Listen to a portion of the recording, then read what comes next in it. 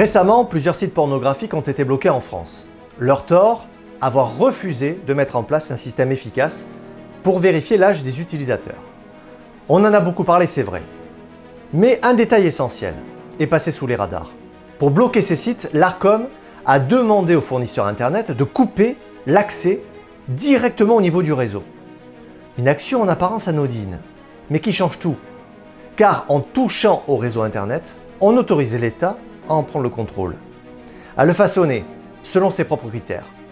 Aujourd'hui, on bloque du porno, mais demain, on pourrait faire taire une critique, une idée, voire une opposition. Et plus ces pratiques se normalisent, plus Internet se transforme en un espace morcelé, surveillé, où chaque État décide de ce que l'on peut voir ou pas. Bienvenue sur Ça coule de source. Le 4 juin dernier, à la surprise générale, les plus gros sites pornographiques ne montrent plus rien. Plus une vidéo, rien. Sauf ce message. La liberté n'a pas de bouton on-off. Tout ceci accompagné d'une allégorie de la Marianne, symbole de la liberté. Ce blocage des plus gros sites pour adultes, tous les médias en ont parlé. Ça a fait un buzz incroyable. Mais je ne suis pas ici pour vous parler de ce sujet, non. Je veux vous parler de ce qui se cache derrière ce type de décision et qui menace bien plus discrètement l'avenir même d'Internet tel qu'on le connaît aujourd'hui. Mais avant de comprendre de quoi il retourne, un bref rappel s'impose. Pour vous planter rapidement le décor, début juin, la loi Sren a été mise en place. Son but, contraindre les plateformes qui diffusent du contenu pour adultes à vérifier l'âge des utilisateurs, avec un système plus efficace que celui qu'on a actuellement. Existe donc le petit bouton « Oui, j'ai plus de 18 ans » qui est très facile à contourner. On passe à un système plus exigeant qui requiert une véritable authentification numérique. Mais ça, inutile de vous dire que les plateformes n'en veulent pas. Selon elles, c'est une atteinte à la vie privée. Dans les faits, disons que c'est plutôt une menace pour leur business. C'est pourquoi elles ont refusé de se soumettre à cette injonction. Mais le gouvernement ne l'entend pas de cette oreille. En fait, personne n'est au-dessus des lois. Personne. Et si ces sites internet, ils préfèrent se retirer de France que de protéger nos enfants, ils n'ont rien à faire chez nous. C'est pour ça que le gouvernement a mandaté les fournisseurs d'accès à couper l'accès à leur site. Alors, comme ils n'avaient plus trop le choix, les plateformes, ils ont anticipé la coupure et préféré mettre en place ce message en guise de protestation. Mais je vous le dis, on ne s'intéresse pas spécifiquement au bras de fer entre les sites pour adultes et l'État, non. Ce qui nous intéresse, c'est ce que révèle cette affaire en arrière-plan. À savoir que dorénavant, l'État agit directement sur le réseau Internet, quand quelque chose ne lui plaît pas. Sur le principe, on peut le comprendre. Laisser des mineurs accéder à des contenus pour adultes, c'est pas pensable. Néanmoins, ça pose un problème majeur pour la survie d'Internet. Et oui, quand un État ordonne aux fournisseurs d'accès comme Free, Orange ou SFR de bloquer l'accès à un site au nom de la morale ou de la sécurité, on change les règles du jeu. On n'est plus sur le postulat de départ avec un Internet qui est le même pour tous. On rentre dans une sorte de logique de découpage d'Internet, morceau par morceau. C'est ce qu'on appelle communément la fragmentation de l'Internet. Et c'est ça qui est préoccupant. C'est pour ça que quand on bloque un site, on crée un Internet différent selon les pays. On peut se retrouver avec un site disponible en Allemagne, mais qui est inaccessible en France. Ça crée une véritable disparité en fonction de chaque pays. Et les internautes n'aiment pas trop ça et sont attachés à leur liberté. C'est pour ça que dans les heures qui ont suivi le blocage, les inscriptions au VPN ont littéralement explosé. On parle quand même d'une augmentation de plus de 1000% d'inscriptions en seulement quelques heures. Pour rappel, un VPN, c'est un petit logiciel qui masque votre position et vous donne l'impression de vous connecter depuis un autre pays. Résultat, le site bloqué devient à nouveau accessible, comme si rien n'avait été censuré. Mais là, c'est un artifice. On contourne en faisant croire qu'on est dans un autre pays. Mais je vous pose une question, qu'est-ce qui va se passer quand tous les pays seront impactés comme on l'est là, avec ce morcelage intempestif? On a du mal à se rendre compte, mais cela endommage réellement le réseau Internet physique. Et on peut le faire de deux manières. Tout d'abord, en modifiant l'adresse DNS du site. Le DNS, c'est ce qui permet de faire le lien entre un nom de site Internet et une adresse réelle sur le web. Par exemple, Amazon et son adresse IP lisible par une machine, comme le chiffre qui s'affiche à l'écran. En fait, c'est comme si on retirait les coordonnées d'une personne dans un annuaire téléphonique. Et là, on a un premier maillon qui saute. C'est celui de l'universalité des noms de domaine. Normalement, Amazon.com pointe vers le même site partout dans le monde. On est d'accord. Mais si chaque pays commence à modifier ses propres DNS pour filtrer des contenus jugés sensibles, ce même nom peut renvoyer vers rien ou vers une version, disons, locale censurée. En faisant ça, on brise l'un des piliers fondamentaux d'Internet. Un langage commun partagé par tous. Ensuite, l'autre technique, c'est le blocage par l'adresse IP. En gros, c'est l'équivalent d'une adresse postale, mais pour un site web. C'est le véritable point d'arrivée derrière le nom de domaine. Donc, même si le nom Amazon.com fonctionne encore, les autorités peuvent dire à votre ordinateur « Tu n'as plus le droit d'aller sur cette adresse ». Résultat, vous tapez le bon nom, vous avez le bon chemin, mais vous tombez sur une porte fermée. Mais le souci, c'est qu'une IP peut héberger plusieurs services à la fois. Donc, si vous bloquez l'IP partagée d'un site qui dérange, comme Pornhub par exemple, vous risquez de couper l'accès à plein d'autres sites et qui, eux, n'ont rien demandé. Et le grignotage de notre Internet s'aggrave. Comme ce qui s'est passé en Autriche en 2022. Pour empêcher l'accès à 14 sites accusés de violer des droits d'auteur, les autorités autrichiennes ont ordonné un blocage par adresse IP. Problème, ces adresses IP n'hébergeaient pas que les 14 sites visés, non. Des milliers d'autres sites parfaitement légaux, eux, avaient les mêmes adresses. Résultat, pendant 2 jours, ils ont aussi été rendus inaccessibles aux internautes autrichiens. On appelle ça le surblocage. C'est pourquoi, petit à petit, les interconnexions se désalignent. Si chaque pays impose ses règles, ses filtres, ses serveurs, ses DNS, on le morcelle et on le fragilise. Écoutez bien, c'est tellement important que l'UNIDIR, qui est l'Institut des Nations Unies pour la recherche sur le désarmement, eh bien cet organisme avertit qu'à force de cloisonner les accès au web, on affaiblit l'infrastructure commune d'Internet. Donc on menace le fonctionnement global.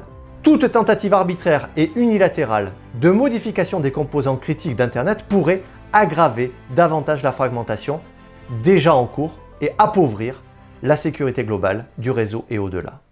Pour les experts de l'UNIDIR, c'est une vraie une menace systémique. Parce que si trop de pays jouent à ce petit jeu, c'est tout l'édifice d'Internet qui vacille. C'est pour ça qu'on parle aujourd'hui de Splinternet. C'est le terme qui vient de split, séparé en anglais, et Internet, c'est la contraction des deux.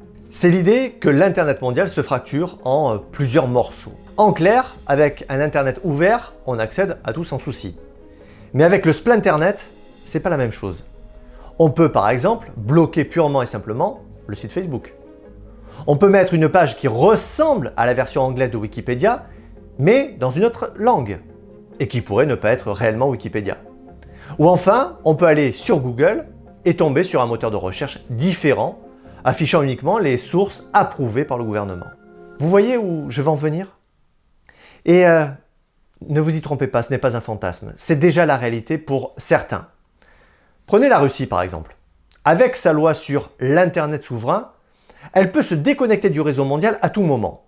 En cas de crise, le pays peut isoler ses communications et créer un seul Internet russe, coupé du reste du monde.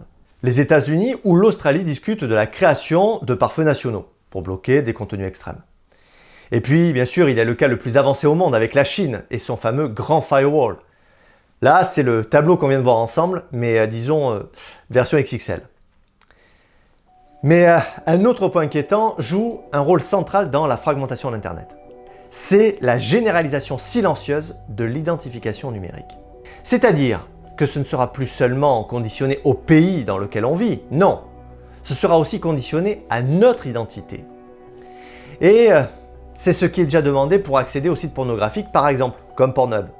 Résultat, on navigue plus sur un web commun, mais sur un web, disons, filtré, personnalisé et potentiellement restreint. Un même site pourrait ne pas vous montrer la même chose selon qui vous êtes. Et demain, ne plus vous le montrer du tout. Mais pour réussir cette prouesse, on a besoin d'utiliser un outil qu'on appelle un tiers de confiance, comme France Connect par exemple. L'idée paraît simple. Un service tiers vérifie une info sur vous, par exemple si vous êtes majeur, et transmet cette preuve au site sur lequel vous surfez. mais sans révéler votre identité. Le site ne sait pas qui vous êtes, il sait juste « Ok, cette personne a l'âge requis ». On appelle ça le double anonymat. En théorie, c'est rassurant parce que personne n'a accès à l'ensemble de vos infos. Mais en pratique, ce n'est pas si étanche que ça, car les données peuvent être stockées, croisées et récupérées plus tard. Et c'est dangereux. Pourquoi ? Parce qu'on bascule vers une surveillance douce. Parce que plus vous liez votre identité à vos usages, plus vous créez des traces. Et si ces traces sont centralisées, on peut en déduire qui vous êtes, ce que vous faites et quand. Ce n'est plus juste un contrôle technique, c'est un fichier d'habitude, une sorte d'historique de comportement. Et même si ce n'est pas utilisé tout de suite, ces données peuvent peut-être un jour ressortir, par un bug, par une fuite, ou tout simplement parce que quelqu'un en a fait la demande. Et là, la promesse d'anonymat s'effondre. C'est pour cette raison que la CNIL tire la sonnette d'alarme. Si ce sont d'autres acteurs comme des entreprises ou des tiers de confiance qui gèrent les données censées nous anonymiser, alors on n'est jamais vraiment maître de notre anonymat. C'est pourquoi il faut être vigilant, car aujourd'hui, dans certains pays, l'identité numérique est déjà obligatoire pour accéder à des services essentiels. En Inde, par exemple, sans la carte biométrique à Aadhaar, pas d'accès aux soins. En Jordanie, le Programme alimentaire mondial utilise une technologie de scan de l'iris pour distribuer l'aide alimentaire aux réfugiés syriens. Mais tout ceci ne sera rien en comparaison de ce qui nous attend si le prochain projet chinois est adopté au niveau international. Et je peux vous le dire, ici et maintenant, vous pourrez dire adieu à votre anonymat sur la toile. En effet, Huawei a proposé à l'Union internationale des télécoms un protocole alternatif à l'Internet actuel, tel qu'on le connaît. Ce protocole est baptisé New IP. Officiellement, c'est pour moderniser le réseau et répondre aux besoins des nouvelles technologies comme la télémédecine ou les voitures autonomes. Mais dans les faits, c'est un changement de paradigme total. Alors, comment fonctionne le New IP ? Eh bien aujourd'hui, Internet repose sur un protocole universel, le TCP/IP. C'est ce qui permet à tous les réseaux de parler le même langage et de se connecter entre eux et d'échanger des données. Mais le New IP veut remplacer ça avec un protocole centralisé où chaque appareil connecté aurait une identité réelle liée à son adresse IP. Concrètement, fini l'anonymat. Chaque paquet de données que vous envoyez serait rattaché à votre nom, votre appareil et votre localisation. Des chercheurs de l'université d'Oxford ont alerté sur le sujet parce que ce protocole permettrait une surveillance totale et une traçabilité de chaque utilisateur sur le réseau. Concrètement, le document explique que New IP ne serait plus une technique de surveillance installée par-dessus Internet, non, mais ça serait carrément dans l'Internet. Cela permettrait d'attribuer des identifiants permanents aux utilisateurs, donc de supprimer l'anonymat, de bloquer un utilisateur directement depuis le réseau via un protocole dit de shut-off, et de détecter automatiquement les contenus et de les tracer. C'est pourquoi un acteur central comme un État ou une autorité pourrait couper à distance une adresse IP. C'est comme si vous aviez un bouton on-off à portée de main. Si vous êtes jugé indésirable, votre accès peut être désactivé instantanément, sans passer par une autorité. C'est pour ça que votre VPN ne servira plus à rien du tout, car le réseau lui-même deviendrait l'outil de contrôle. Mais en attendant une éventuelle mise en place de ce New IP, l'Europe avance elle aussi, de son côté. Dans un silence presque total, le e-wallet européen gagne du terrain. C'est le portefeuille numérique pour chaque citoyen européen.